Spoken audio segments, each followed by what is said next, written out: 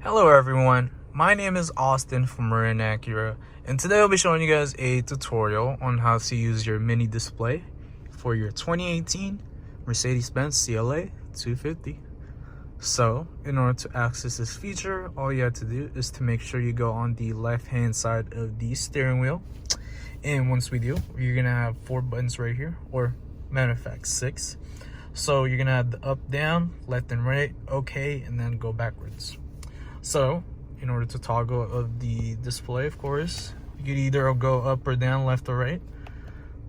So let me toggle through so I can show you what features it has. So right now we got the range, of course, and the miles consumption and how many miles per gallon you are saving.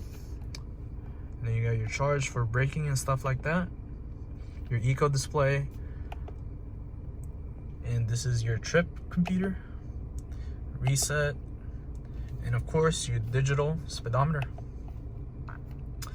And to go left and right, you're gonna have your trip, navi, audio, telephone if someone's calling you and stuff like that, assistance graphic display,